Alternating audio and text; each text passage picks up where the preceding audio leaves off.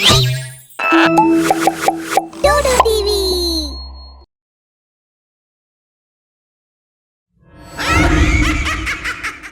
चांदपुर नामी कस्बे में एक बड़ा जमींदार मेहर रहता था। कुछ दिन पहले ही उसके घर जुड़वा बच्चियों की पैदाइश हुई। वो दोनों सर से जुड़ी हुई थी।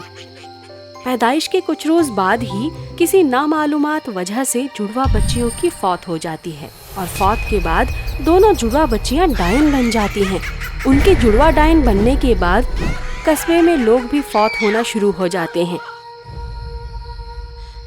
एक दिन सुबह मेहर का खादिम बाबू मेहर के घर जाता है और दरवाजे पे दस्तक देता है, पर कोई दरवाजा नहीं खोलता। क्या मसला है? आका अभी तक सो रहे हैं। खेत पर इतनी मसरूफियत है फिर भी अभी तक बेदार नहीं हुए। आका, अरे ओ आका, सुबह हो गई, उठिए। घोड़े बेचकर सो रहे हैं क्या? ऐसे कई बार आवाज देने पर भी कोई दरवाजा नहीं खोलता है तो बाबू को कुछ शुबा होता है। क्या हो गया है भाई? आका अभी तक तो बेदार हो जाते थे। लगता है कोई मसला है, मुझे दरवाजा तोड़ना पड़ेगा। ये कहकर वो दरवाजा तोड़ देता है। अरे आका, ये क्या हो गया? या अल्लाह, ये क्या हो गया? आका, ये कैसे हो गया? बाबू के रोने की आवाज सुनकर कस्बे के बाशिंदे वहाँ आ जाते हैं। मालिक! अरे बाबू, क्या हो गया? इतना शोर क्यों मचा रहे हो? अरे भाईजान, मेहर और उनकी बीवी को किसी ने कत्ल कर दिया है और मुझे तो शक है ये काम जुड़वा डायनों का है। दुरुस्त फरमा रहे हैं भाईजान, अब हमें भी होशियार रहना होगा। सब लोग बातें कर ही रहे होते हैं। उस वक्त कस्बे का सरदार सुल्तान वहाँ तशरीफ लाते हैं और फिर सब लोग मिलकर मेहर और उसकी बीवी की तदफीन कर देते हैं। इसी तरह हमेशा जुड़वा डायने किसी न किसी को कत्ल कर देती। रोजाना हो रहे कत्लों की वजह से कस्बे का सुल्तान बहुत परेशान हो जाता है। जुड़वा चुड़ैल का फौरन कोई हल निकालना होगा, वरना मुकम्मल कस्बा ही खत्म हो जाएगा। इस बला का तोड़ चोटी वाले बाबा के पास ही मिलेगा। सरदार सुल्तान अगली सुबह ही चोटी वाले बाबा से मिलने पहुंच जाता है। ए सुल्तान सरदार, क्या मसला है?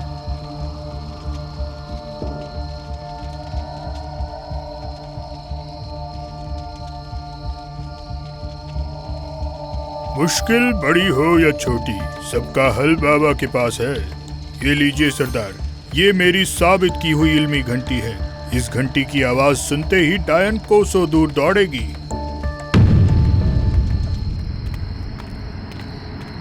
लेकिन एक दिन जब बाबू गुस्ल करने जाता है तो घंटी साथ ले जाना भूल जाता है। यही मौका देखकर जुड़वा डायन वहाँ आ जाती है। बाबू, अरे ओ बाबू, आज तो बहुत खुश लग रहा है।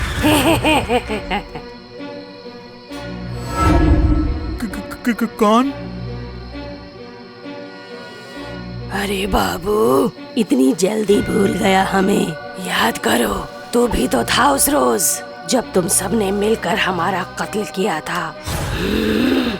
लेकिन कोई बात नहीं, हम तुझे भी अपने आका के पास भेज देते हैं।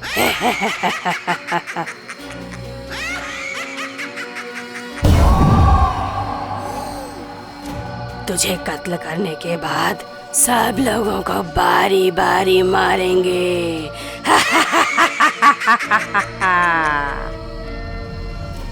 नहीं नहीं, मुझे मत कत्ल करो। मेरे छोटे छोटे बच्चे हैं। मेरे जाने के बाद पूरा खानदान भूखा मर जाएगा। इस तरह बाबू डायन के सामने गिड़गिड़ाता है, पर जुड़वा डायन उस पर कोई रहम नहीं दिखाती और उसे गले से जकड़ लेती है।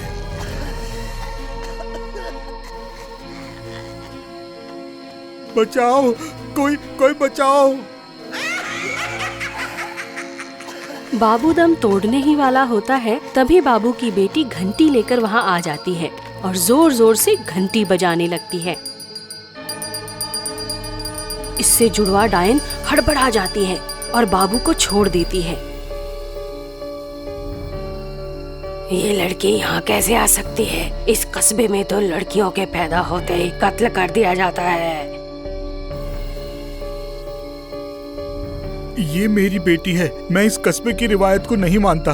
मैं बेटियों को बोझ नहीं समझता। जब मेरी बेटी पैदा हुई तो मैं जानता था कि कस्बे वाले इसे जीने नहीं देंगे, पता चलते ही मार देंगे। इसलिए मेरी बेटी को कस्बे वालों से बचाने के लिए मैंने इसे छुपा कर रखा था।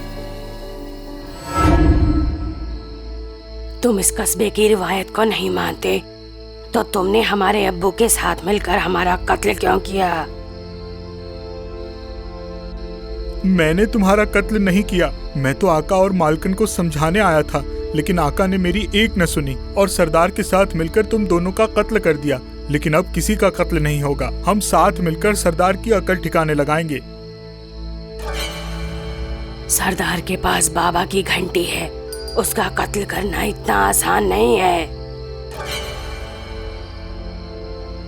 उसकी घंटी को मैं ठिकाने लगा दूंगा। तुम मौके पर आकर सरदार को ठिकाने लगा देना। तरकीब के मुताबिक बाबू सरदार की घंटी चुरा लेता है और दूर फेंक देता है। तब डायन वहां आ जाती है और सरदार को पकड़ लेती है। डायन को देखकर सरदार समझ जाता है कि अब वो बच नहीं सकता है, तो वो उनसे माफी मांगने लगता है। हमें माफ कर दो। तुम्हारी मौत हमारी वजह से हुई है, लेकिन हम तुम दोनों की जिंदगी तो नहीं दे सकते। लेकिन रूह की तस्कीन के लिए जैसा कहोगी वैसा कर देंगे। इससे क्या फायदा? आज हमें मारा है, कल किसी और लड़की को मारोगे। तुम जैसे लोगों की इस दुनिया में कोई जगह नहीं है।